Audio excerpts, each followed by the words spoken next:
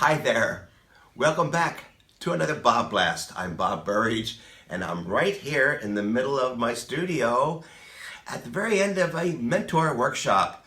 We have 7 artists here from incredible backgrounds, so diversified, and I cannot wait to show you what's going on right now.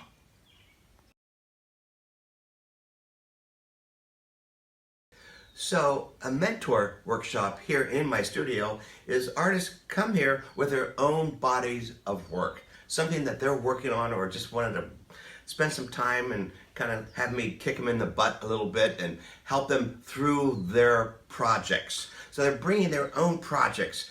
It's so diversified. I cannot wait to show you.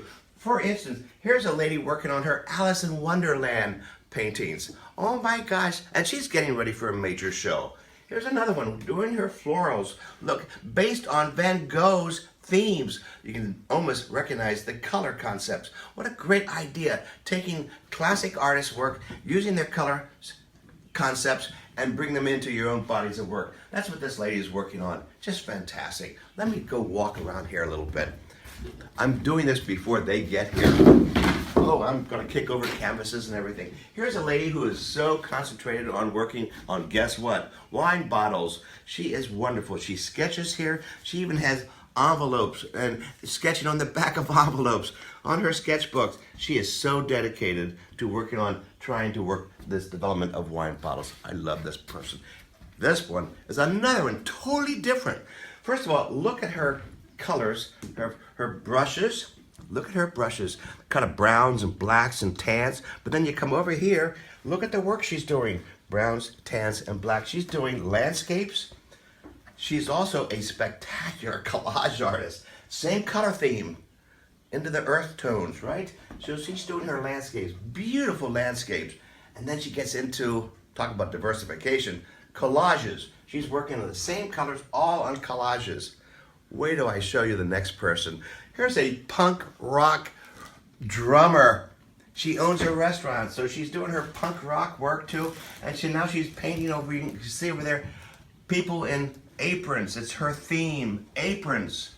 So she's doing chefs and cooks and music and punk rock music.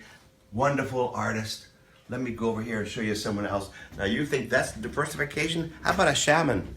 I have someone from India coming in here doing their shamanic work. I think that might be the right word.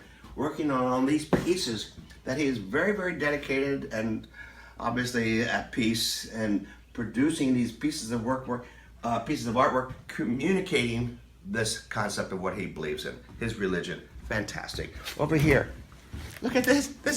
Come around here. Oh my gosh. His wife is doing the same kinds of things, but in her own feminine way. These are her pieces. You can see here, have a strong message, peacefulness. This is springtime. It is spring, so she's doing all her work based on springtime, rebirth, growth, and pieces like that. Over here, this is the lady that's working on her florals. Fantastic. And over here is another one of her painters working on. Well, she uses my color wheel, quite frankly. And as you can see, she's been spending a couple of years working on my color wheel and her concept using typography, graphics, and collage work. Wonderful. We're having such a great time here. So here in my workshop, wonderful artist was doing these landscapes and asked me the simple question of how do I do dark, foreboding types of landscapes with a heavy message. And she was working on this, and I said, let me show you how I do it. Similar concept, but a lot easier. She was working so hard. Let me show you how I do it.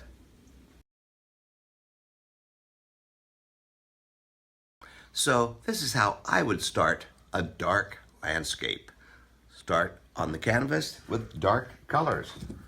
Squeeze out my black. Put some dark colors in here. Really wet, really wet. Oh, look at that. Crazy, huh? A little color, not too much color. There we go. And now comes the fun part. Dabbing it a little bit here. I'm gonna make sure there's a stream here. There's my stream.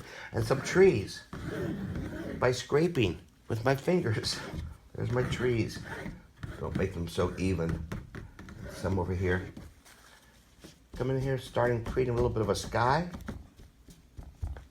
And this is the beginning. Always start loose. How many times have you heard me say that? Always start loose. And that's pretty loose and wet. What a great beginning. So this is going to be a stream. So I'm going to make sure some of these trees reflect into the stream. Just like that. This one. Ah, there we go. And that's only the beginning. Start loose. You've heard me say that many times. Always start loose, wet, lots of color. Don't be skimpy on the color. Lots of color and have fun. Thanks again for looking at this particular BobBlast. Make sure you share with other ones, and I'll see you on the next BobBlast. But I got some